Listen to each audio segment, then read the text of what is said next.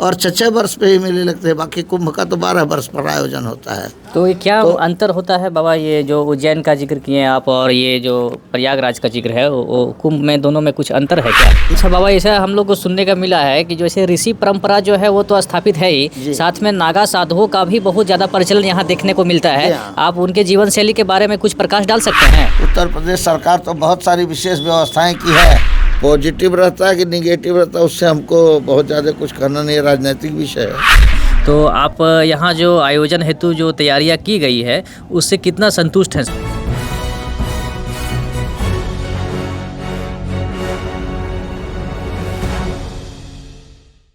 नमस्कार, आप देख रहे हैं टाइम्स ऑफ बिहार। अभी हम लोग प्रयागराज में आए हुए हैं और प्रयागराज के इस 10 नाम नागा सन्यासी श्री पंचायती अखाड़ा महानिर्वाणी संस्था में है, जो दारागंज प्रयागराज उत्तर प्रदेश में स्थित है। और आइए सीधे हम जुड़ते हैं यहाँ पर, एक सन्यासी है और उनसे हम लोग बात करते हैं कि इस 2025 में जो कुंभ मेले का आयोजन हो रहा है उस संदर्भ में क्या क्या तैयारियाँ हैं और इनके क्या पार्टिसिपेंट्स यहाँ पे होने वाले हैं। नमस्कार सर, क्या नाम हुआ बाबा आपका? मेरा नाम है उमेश पुरी। और ये कुंभ के संदर्भ में कुछ बता सकते हैं बाबा आप? अब जो जानते हैं वही बता सकते हैं, जो नहीं जानते होंगे तो क्या बताएंगे। क्या सर इसका पौराणिक कथा है इसके स्थापना की? इसकी पौराणिक कथा, जब समुद्र मंथन हुआ था तो उसमें से विष वारुणी सब कुछ निकला, अमृत भी उसी में से निकला, 14 रत्न निकले थे, लक्ष्मी भी उसी में से निकली। तो जो समुद्र मंथन से अमृत निकला, मेन तो वही है। समुद्र मंथन से जब अमृत निकला और देवदानव लड़ने लग गए, तो उसको लड़ाई झगड़ा जब करने लग गए तो गरुड़ जी जो थे वो अमृत कलश को लेकर के उड़ गए। और जब वो अमृत कलश को लेकर के उड़े तो उसमें से उनके उड़ने के टाइम में कुछ बूंदें छलक करके पृथ्वी पर पड़ी, और वो 4 जगह पड़ी। प्रयाग, त्र्यंबकेश्वर, नासिक, जो बोलते हैं ना नासिक कुंभ लगता है, हरिद्वार और उज्जैन, 4 जगहों पे उसके अमृत की बूंदें जो पड़ी, इसीलिए उन 4 जगहों पे ही कुंभ मेले का आयोजन होता है।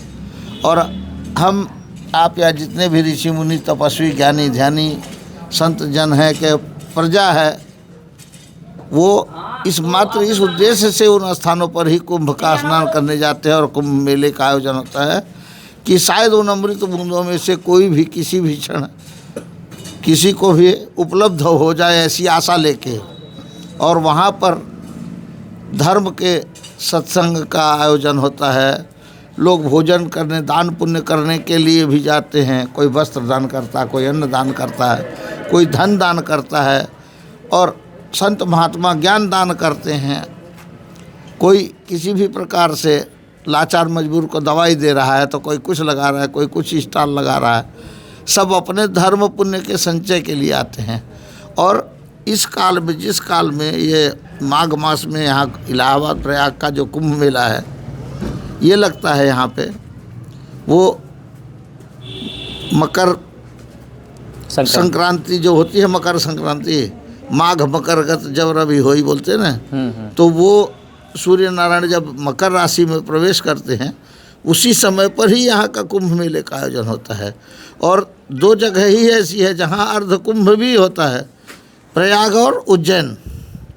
यहाँ अर्ध कुंभ भी मनाया जाता है और 6 वर्ष पे ही मेले लगते हैं। बाकी कुंभ का तो 12 वर्ष पर आयोजन होता है। तो ये क्या अंतर होता है बाबा, ये जो उज्जैन का जिक्र किए आप और ये जो प्रयागराज का जिक्र है, वो कुंभ में दोनों में कुछ अंतर है क्या? नहीं, अंतर बिल्कुल कुछ नहीं है।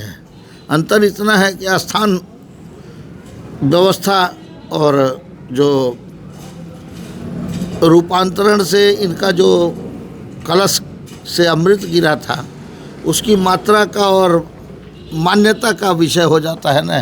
कुछ हम आप मानते हैं, कुछ लिखित है, कुछ पौराणिक है, कोई संदर्भिक भी होते हैं। नहीं, जैसा ऐसा प्रतीत होता है कि जो महाकुंभ होता है उसका एक विशेष महत्व होता है। हाँ, तो इसका विशेष महत्व यही है कि इस समय पर जो ऋतु होती है वो ऋतु का भी मान होता है, शरीर का मान होता है।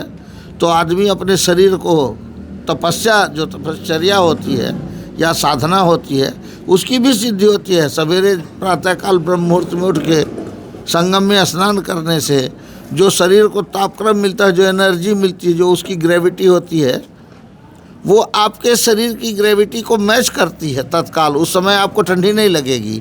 आप संगम में जाइए, सवेरे ब्रह्म मुहूर्त में स्नान करिए, आपको ठंडी नहीं लगेगी। धूप निकल गई तो आपको ठंडी लगेगी। आपके अखाड़े की तरफ से क्या इस बार कुंभ में आप लोग क्या कुछ प्रदर्शन कर रहे हैं क्या?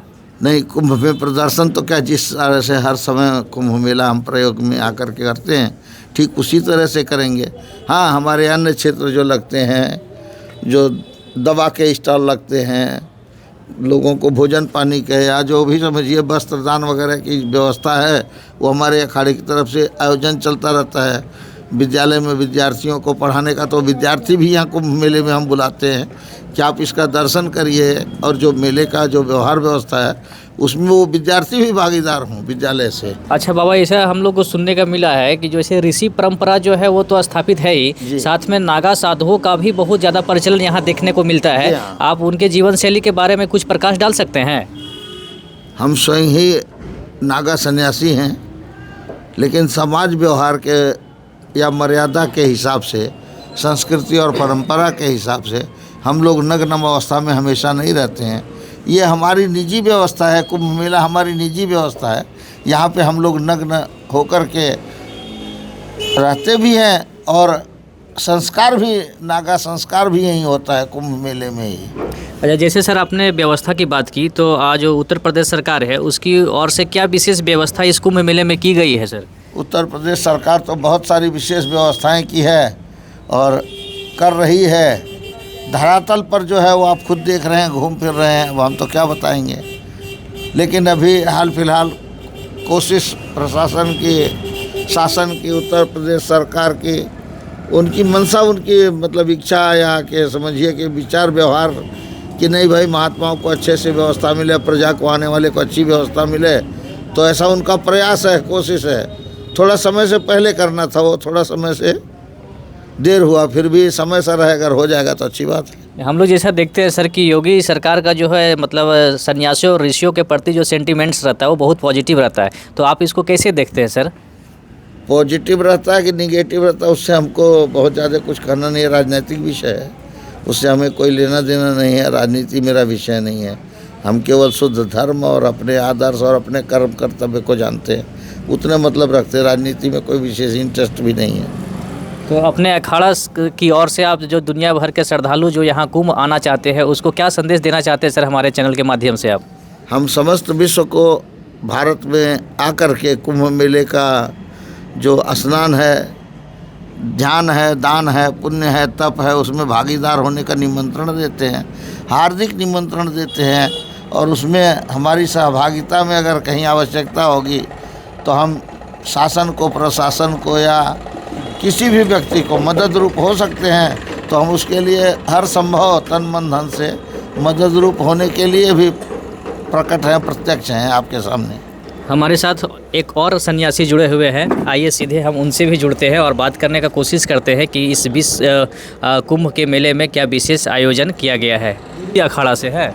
श्री पंचायती महानिर्वाणी अखाड़ा है अपना, यही अखाड़ा है। 2025 का जो कुंभ मेला है सर, उसका क्या विशेष महत्व आप लोगों को समझाना चाहेंगे हमारे चैनल के माध्यम से?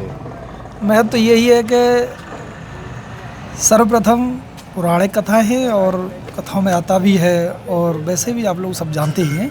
ये जब समुद्र मंथन हुआ था तो उसमें से 14 रत्न निकले, तो उसमें से अमृत भी निकला था और विष भी निकला था। तो विष को पीने के लिए कोई राजी नहीं था, तो वो देवों के देव महादेव ने ही वो विष का पान किया था। वो विष से कालकूट विष दीन अभी को, उसने अमृत का काम किया था। विष ने, जो भगवान शंकर ने जो किया था, और वो जो अमृत का कलश निकला था तो उसमें से 4 जगह वो अमृत की बूंदें गिरी हुई थी, या जैसे कि प्रयागराज में, हरिद्वार में, नासिक में। इसका जिक्र बाबा किए हुए हैं, हाँ, यही बताते हैं। और तभी ये बहुत विशेष यहाँ पे जो लग रहा है, उसमें जो मकर संक्रांति के दिन जो स्नान होगा, उसमें स्नान करने के लिए मतलब हमारे हर मतलब तीर्थों से और राज्यों से, देश विदेशों से साधु सन्यासी आते हैं। वो स्नान करने के लिए, वो डुबकी लगाने के लिए। अमूमन अंदाज़ा लगाया जा रहा है सर कि कम से कम 20 करोड़ जो है लोग इस पावन दिन के अवसर पर यहाँ उपस्थित होने की संभावना व्यक्त की गई है। तो आप यहाँ जो आयोजन हेतु जो तैयारियाँ की गई है उससे कितना संतुष्ट हैं? हाँ, वो उससे तो सभी संतुष्ट हैं। अच्छा है, ठीक है, तैयारी हो ही रही है। और हम तो यही कहेंगे कि ज़्यादा से ज़्यादा संख्या में सब लोग आएंगे, स्नान करेंगे और अपने दान पुण्य अर्पण तर्पण ये यहाँ आकर के सब लोग करेंगे तो अपने जीवन का लाभ उठाएंगे। आपके अखाड़े की ओर से क्या आयोजन किया जाता है कुंभ में? अपना प्रदर्शनी दिखाते हैं आप? अखाड़े के बारे में हमारे साधु सन्यासी, हमारे महंत श्री महंत तो वही बता सकते हैं, ज़्यादा अखाड़े के बारे में कुछ नहीं बता सकते। चलिए, अभी हम लोग उत्तर प्रदेश के इस प्रयागराज की धरती में उपस्थित थे, जहां हम लोग बात कर रहे थे। कुछ महानुभाव और संत यहां उपस्थित थे। उन्होंने बताया कि जो कुंभ का आयोजन है और 2025 में बहुत बेहतरीन ही ढंग से हो रहा है और ख़ास करके उत्तर प्रदेश के जो सरकार है उसकी विशेष नज़र जो है यहाँ पर बनी हुई है। तो हम तमाम दर्शकों से बोलना चाहेंगे कि आप जो है 2025 कुंभ में आइए और इस भव्य आयोजन का जो है आनंद लीजिए। नमस्कार।